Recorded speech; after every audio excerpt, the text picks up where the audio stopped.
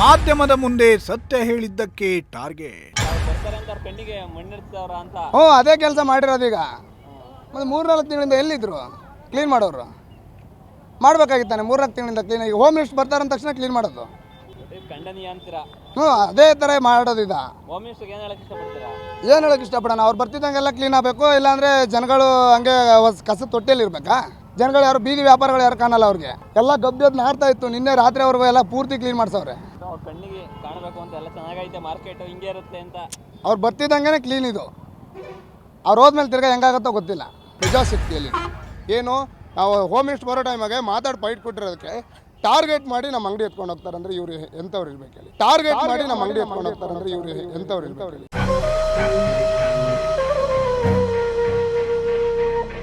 ಸ್ವಚ್ಛತೆ ಇಲ್ಲ ಅಂದಿದ್ದಕ್ಕೆ ಬೀದಿ ಬದಿ ವ್ಯಾಪಾರಿ ಮೇಲೆ ದರ್ಪ. ಮೊದಲು ನಾವು ನಿಂತಿರೋ ಜಾಗದಾಗೆ ನಮ್ದು ಅಂಗಡಿ ಇದ್ದಿದ್ದು. ಇಲ್ಲಿಂದ ಅಲ್ಲಿ ಕಿತ್ತಾಕ್ಸಿದ್ರು, ಅಲ್ಲಿಗೆ ಹೋಗಿದ್ದೀವಿ. ಆ ಕಡೆ ಬಂದರು ಜಾಗ ನಮ್ದಂತ ಬರ್ತಾರೆ, ಈ ಕಡೆ ಬಂದರು ಜಾಗ ನಮ್ದಂತ ಬರ್ತಾರೆ. ಕೇಳ್ದಂಗೆ ಬಂದು ನಮ್ಮ ಸಾಮಾನುಗಳೆಲ್ಲ ಎತ್ಕೊಂಡು ಹೋಗ್ತಾರೆ. ಅದಕ್ಕೆ ಜವಾಬ್ದಾರಿ ಯಾರು? ನ್ಯಾಯ ಎಲ್ಲಿದೆ? ಎಸ್, ಕೇಳಿದ್ರಲ್ವಾ?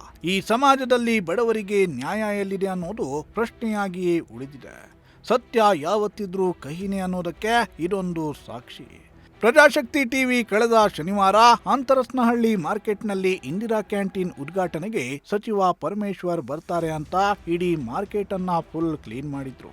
ಈ ವೇಳೆ ಪ್ರಜಾಶಕ್ತಿ ಟಿವಿಗೆ ಸ್ವಚ್ಛತೆ ಬಗ್ಗೆ ತಮ್ಮ ಅಭಿಪ್ರಾಯವನ್ನ ಹಂಚಿಕೊಂಡಿದ್ದ ಬಡ ವ್ಯಾಪಾರಿ ಮೇಲೆ ಅಧಿಕಾರಿಗಳು ಹಾಗೂ ಪಾಲಿಕೆ ಸಿಬ್ಬಂದಿ ದರ್ಪ ತೋರಿದ್ದಲ್ಲದೆ ಅವರ ಅಂಗಡಿಯನ್ನೇ ಎತ್ತಾಕಿಕೊಂಡು ಹೋಗಿದ್ದಾರಂತೆ.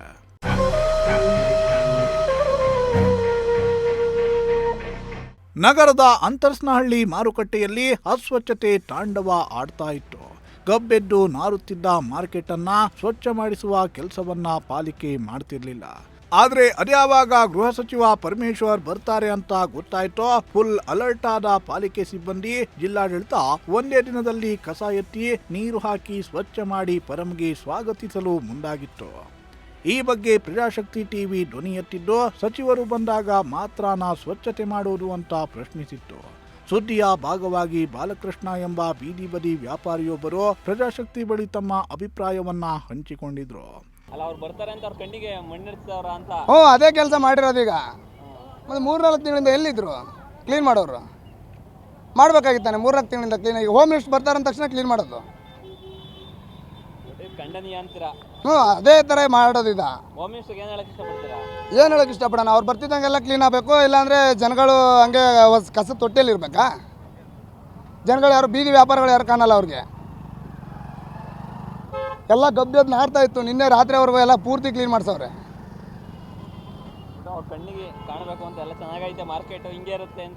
ಅವ್ರು ಬರ್ತಿದ್ದಂಗೆ ಕ್ಲೀನ್ ಇದು. ಅವ್ರು ಹೋದ್ಮೇಲೆ ತಿರ್ಗಾ ಹೆಂಗಾಗುತ್ತೋ ಗೊತ್ತಿಲ್ಲ. ಪ್ರಜಾಶಕ್ತಿ ಟಿವಿ ಬಳಿ ಸ್ವಚ್ಛತೆ ಬಗ್ಗೆ ಸತ್ಯವನ್ನ ಹಂಚಿಕೊಂಡ ವ್ಯಾಪಾರಿ ಬಾಲಕೃಷ್ಣ ಮೇಲೆ ಪಾಲಿಕೆ ಸಿಬ್ಬಂದಿ ಹಾಗೂ ಅಧಿಕಾರಿಗಳು ಟಾರ್ಗೆಟ್ ಮಾಡಿ, ಅಧಿಕಾರಿಗಳು ಏಕಾಏಕಿ ಬಂದು ಬಾಲಕೃಷ್ಣ ಅವರು ಇಲ್ಲದ ಟೈಮ್ನಲ್ಲಿ ಅವರ ಅಂಗಡಿಯಲ್ಲಿದ್ದ ಸುಮಾರು 10,000 ರೂಪಾಯಿ ಐಟಮ್ ಅನ್ನ ಎತ್ತಾಕಿಕೊಂಡು ಹೋಗಿದ್ದಾರಂತೆ. ನಾವು ಸುಂಕವನ್ನ ಕಟ್ಟಿದ್ರು ಅಂಗಡಿಯನ್ನ ತೆಗೆದುಕೊಂಡು ಹೋಗಿದ್ದಾರೆ. ಇದಕ್ಕೆಲ್ಲ ಕಾರಣ ನಾನು ನಿಜ ಹೇಳಿರೋದು. ಇನ್ನು ಅಂಗಡಿಯನ್ನ ತೆರವು ಮಾಡಬೇಕು ಅಂದ್ರೆ ಹೆಲ್ತ್ ಇನ್ಸ್ಪೆಕ್ಟರ್ ಇರಬೇಕಿತ್ತು. ಆದರೆ ಅವರು ಬಂದಿಲ್ಲ. ಬದಲಾಗಿ ಮಾರುಕಟ್ಟೆಯ ಕ್ಲೀನರ್ ಹರೀಶ್ ಎಂಬುವವರು ನಮ್ಮ ಮೇಲೆ ದರ್ಪ ತೋರಿ ಅಂಗಡಿಯನ್ನ ತೆರವು ಮಾಡಿ ನಮ್ಮ ಹೊಟ್ಟೆ ಮೇಲೆ ಹೊಡೆದಿದ್ದಾರೆ ಅಂತ ಬಾಲಕೃಷ್ಣ ಕಿಡಿಕಾರಿದ್ದಾರೆ. ಸಾಯಂಕಾಲವರೆಗೂ ಸುಮಾರು 4:15 ಆಗಿ ಟೈಮು. ನಮಗೆ ಮೊದಲು ಮಧ್ಯಕ್ಕೆ ಅಂಗಡಿ ಇಕ್ಕಿದಾಗ ಅಂಗಡಿ ಎತ್ತಾಕ್ಸಿ ಅಂತೇಳಿ ಆ ಕಡೆಗೆ ಹಾಕೊಳ್ಳಿ ಅಂತೇಳಿ ಮೊದಲು ಇನ್ಫಾರ್ಮ್ ಮಾಡಿದ್ರು. ಇನ್ಫಾರ್ಮ್ ಮಾಡಿದ್ಮೇಲೆ ನಾವು ಅಂಗಡಿ ಎತ್ತಿ ಆ ಸೈಡ್ಗೆ ಹಾಕಿದ್ವಿ. ಸೈಡ್ಗೆ ಅಂದ್ರೆ ರೋಡಲ್ಲೂ ಕೂಡ ಹಾಕಿಲ್ಲ, ರೋಡ್ ಬಿಟ್ಟು ಈಚೆಗೆ ಇದೆ. ಆ ರೋಡ್ ಬಿಟ್ಟು ಈಚೆಗೆ ಹಾಕಿದ್ದೀವಿ. ಅದು ಅಲ್ಲದೆ ಮನೆ ನಿಮ್ಮ ಪ್ರಜಾಶಕ್ತಿಯಲ್ಲಿ ಹೋಮ್ ಮಿನಿಸ್ಟರ್ ಬರ್ತಕ್ಕಂಥ ಟೈಮಲ್ಲಿ ನಾನು ಫೈಟ್ ಕೊಟ್ಟಿದ್ದೆ. ಆ ಫೈಟ್ ಕೊಟ್ಟಿರೋಗೋಸ್ಕರನೇ ಟಾರ್ಗೆಟ್ ಮಾಡಿ ಅಂಗಡಿ ತಗೊಂಡು ಹೋಗಿರೋದು. ಈ ಒಂದು ಅಂಗಡಿ ಎತ್ತಿದ್ಮೇಲೆ ಎಲ್ಲರೂ ಅಂಗಡಿ ಕಿತ್ತಿಸ್ಬೇಕು ಅಲ್ವಾ? ಒಂದು ಅಂಗಡಿಗೆ ಸೆಸ್ ಬಿಲ್ ಕಟ್ತಾರಪ್ಪ ಅಂದರೆ ನಾವು ಸೆಸ್ ಬಿಲ್ ಕಟ್ತೀವಿ. ನಮಗೂ ಜಾಗ ಬೇಕು. ನಾವು ಮಧ್ಯದಲ್ಲಿ ಹಾಕೊಂಡು ವ್ಯಾಪಾರ ಮಾಡೋರು. ಮೊದಲು ನಾವು ನಿಂತಿರೋ ಜಾಗದಾಗೆ ನಮ್ದು ಅಂಗಡಿ ಇದ್ದಿದ್ದು. ಇಲ್ಲಿಂದ ಅಲ್ಲಿ ಕಿತ್ತಾಕ್ಸಿದ್ರು, ಅಲ್ಲಿಗೆ ಹೋಗಿದ್ದೀವಿ.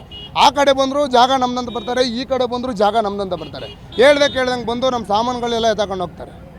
ಅದಕ್ಕೆ ಜವಾಬ್ದಾರಿ ಯಾರು?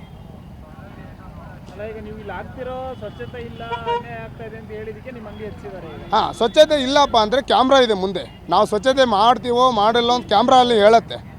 ಯಾರು ಸ್ವಚ್ಛತೆ ಮಾಡಿದ್ದಾರೆ, ಯಾರು ಸ್ವಚ್ಛತೆ ಇಲ್ಲ ಅಂತ ಕ್ಯಾಮ್ರಾ ಕೂಡ ಹೇಳುತ್ತೆ. ನಾವು ಕ್ಯಾಮ್ರಾ ಬಿಟ್ಟು ನಾವೇನಿಲ್ಲ, ನಾವೇನು ತಪ್ಪು ಕೆಲಸ ಮಾಡಿದ್ರು ನಮ್ಮ ಕಾನೂನು ರೀತಿಯಿಂದ ಕ್ರಮ ಕೈಗೊಳ್ಳಿ. ಕಾನೂನು ಎಲ್ರಿಗೂ ಒಂದೇ ಇರೋದಾ, ಕಾನೂನು ಬೇರೆ ಬೇರೆ ಇದೆ? ಒಬ್ರಿಗೆ ಬೇರೆ ಇನ್ನೊಬ್ರಿಗೆ ಬೇರೆ ಇದೆ ಕಾನೂನು? ಎಲ್ರಿಗೂ ಒಂದೇ ತಾನೇ ಇರೋ ಸರ್? ಈ ಒಂದು ಅಂಗಡಿ ಕಿತ್ತಿದ ಮೇಲೆ ಅಷ್ಟರ ಅಂಗಡಿ ಕಿತ್ತಿಸ್ಬೇಕು. ಒಬ್ಬರ ಅಂಗಡಿ ಬಿಟ್ಟು ಇನ್ನೊಬ್ಬರ ಅಂಗಡಿ ಕಿತ್ತಿಸೋದು ತಪ್ಪು. ನಾವು ಅದೇ ಹೇಳಿದ್ದೆ ನಿನ್ನೆ. ಅವ್ರು ಬಂದು ಯಾರು ಎತ್ಸಕ್ಕಂತ ಬಂದಿದ್ರು ಕಾರ್ಪೊರೇಷನ್, ನಾವು ಕೂಡ ಇರಲಿಲ್ಲ, ನಾವು ಹೊರಗಡೆ ಹೋಗಿದ್ದೆ. ಬಂದು ಅಂಥ ಸಮಯ ನೋಡಿ ಬಂದು ಅಂಗಡಿ ಎತ್ತಾಕ್ತಾರೆ. ಏನು ನಾವು ಹೋಮ್ ಮಿನಿಸ್ಟರ್ ಬರೋ ಟೈಮಾಗೆ ಮಾತಾಡಿ ಫೈಟ್ ಕೊಟ್ಟಿರೋದಕ್ಕೆ ಟಾರ್ಗೆಟ್ ಮಾಡಿ ನಮ್ಮ ಅಂಗಡಿ ಎತ್ಕೊಂಡು ಹೋಗ್ತಾರೆ ಅಂದರೆ ಇವರು ಎಂಥವ್ರು ಇರಬೇಕು ಹೇಳಿ? ಮಾರ್ಕೆಟ್ ಯಾರೋ ಹರೀಶ್ ಅಂತ ಒಂದು 4-5 ಜನ ಲೇಬರ್ಗಳು ಬಂದು ಟ್ಯಾಕ್ಟ್ರಲ್ಲಿ ಅಂಗಡಿನ ಎತ್ತಾಕೊಂಡವ್ರು. ಒಂದು ಕರೆಂಟ್ ಸ್ಕೇಲು, ಒಂದು ಕಬ್ಬಿನ ಸ್ಕೇಲು, ಸುಮಾರು ಒಂದು 10,000 ರೂಪಾಯಿ ಬಂಡವಾಳ ಹಾಕಿರೋ ಕಬ್ಬಿನ ಸ್ಟ್ಯಾಂಡು, ಅದರಲ್ಲಿ ಒಂದು ಕೊಡೆ ಇತ್ತು, 15-20ರಿಂದ ಹಲಸಿನಣ್ಣು, ಒಂದು ಸ್ಟೂಲು, ಅಷ್ಟೂ ಎತ್ತಾಕೊಂಡವ್ರು. ಎಲ್ಲಿ ಇಕ್ಕೋರಂತ ಗೊತ್ತಿಲ್ಲ. ತಗೊಂಬಂದು ಕೊಡಿ ಅಂದರೆ ನೀನು RMCಗೆ ಹೋಗು, ಆ ಮೇಡಮ್ ಹತ್ರ ಹೋಗು, ಈ ಮೇಡಮ್ ಹತ್ರ ಹೋಗು, ಅಲ್ಲಿ ಯಾರೋ ನಂದೀಶ್ ಅನ್ನೋರು ಇದ್ದಾರೆ, ಅವ್ರ ಜೊತೆ ಮಾತಾಡು, ನಮ್ಮ ಜೊತೆ ಮಾತಾಡಬೇಡ, ರ್ಯಾಶ್ ಮಾತಾಡ್ತಾರೆ. ಹೆಲ್ತ್ ಇನ್ಸ್ಪೆಕ್ಟರ್ ನಮ್ಮ ಜೊತೆ ಮಾತಾಡಿಲ್ಲ. ಅವ್ರು ಬರಬೇಕಾಗಿತ್ತು ಇಲ್ಲಿ ಎತ್ತೋ ಟೈಮಲ್ಲಿ. ಹೆಲ್ತ್ ಇನ್ಸ್ಪೆಕ್ಟರ್ ಬಂದಿಲ್ಲ. ಫೋನ್ ಮಾಡಿ ಒಂದು ವೇಳೆ ಫೋನ್ ಮಾಡಿ ಕೊಡಿ ಅಂದರೆ ಫೋನ್ ಮಾಡಿ ಕೊಡಲ್ಲ ಇವರು. ಅವ್ರು ಇನ್ಚಾರ್ಜ್ ಅಂತೂ ಗೊತ್ತಿಲ್ಲ ಸರ್. ನಮ್ಮ ಮೊದಲೇದಾಗಿ ಅವ್ರು ಇನ್ಚಾರ್ಜ್ ಅಲ್ಲ ಅಂತ ಹೇಳ್ತಾರೆ, ಇಲ್ಲಿ ಬರೀ ಕ್ಲೀನರ್ಸ್ ಅಂತ ಹೇಳ್ತಾರೆ. ಅವರು ಹಾಕೋ ರೋಪ್ ನೋಡಿದರೆ ಅವರೇನೋ ಒಂದು ಸಬ್ ಇನ್ಸ್ಪೆಕ್ಟರ್ ಲೆವೆಲ್ಗೆ ರೋಪ್ ಹಾಕ್ತಾರೆ. ಹಾಂ, ಅವ್ರು ಹಾಕೋ ರೋಪ್ ನೋಡಿದರೆ ಆ ಥರ ಇರುತ್ತೆ. ಆ ಥರ ಖಂಡನೆಗೆ ಇವ್ರಿಗೂ ಈ ಥರ ರೋಪ್ ಹಾಕೋಕ್ಕೆ ಅವ್ರಿಗೆ ಯಾರು ಪರ್ಮಿಷನ್ ಕೊಟ್ಟಿರೋದು? ನಮ್ಮ ಅಂಗಡಿ ಎತ್ತಾಕ್ಸೋಕ್ಕೆ ಅವ್ರಿಗೆ ರೈಟ್ಸ್ ಕೊಟ್ಟಿರೋದು ಯಾರು? ಯಾರಿಗೆ ರೈಟ್ಸ್ ಇದೆ ಅವ್ರು ಬಂದು ಮಾತಾಡ್ಬೇಕಿಲ್ಲಿ. ನೋಡಪ್ಪ ಇಲ್ಲಿ ಹಾಕ್ಬೇಡ ನೀನು, ನಮ್ಮ ಮೊದಲು ಇನ್ಫಾರ್ಮೇಷನ್ ಕೊಡಬೇಕು. ಇನ್ಫಾರ್ಮೇಷನ್ ಕೊಟ್ಮೇಲೆ ನಾವು ಯಾಕೆ ಹಾಕ್ತೀವಿ? ಇನ್ಫಾರ್ಮೇಷನ್ ಕೊಟ್ಮೇಲೂ ನಾವು ಹಾಕಿದರೆ ನಮ್ಮ ತಪ್ಪು ಅಲ್ವರಾ? ಇನ್ಫಾರ್ಮೇಷನ್ ಕೊಟ್ಟಿಲ್ಲ, ಏನೂ ಕೊಟ್ಟಿಲ್ಲ, ಏಕಾಏಕಿ ಬಂದು ಅಂಗಡಿ ಎತ್ತಾಕೊಂಡು ಹೋಗಿರೋದು. ಹಾಂ, ಅದು ಹೇಳಿದ್ವಲ್ಲ ಆಗಲೇ ನಿಮಗೆ.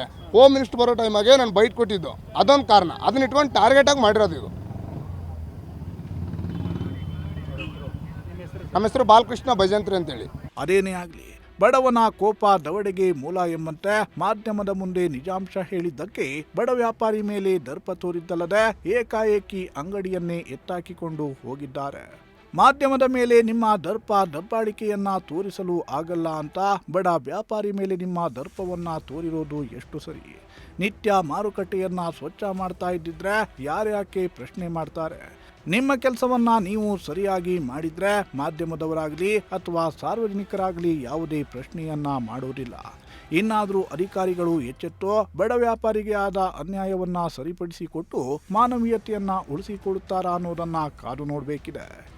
ಕ್ಯಾಮರಾ ಪರ್ಸನ್ ರಾಕೇಶ್ ಜೊತೆ ಪುನೀತ್, ಪ್ರಜಾಶಕ್ತಿ ಟಿವಿ, ತುಮಕೂರು.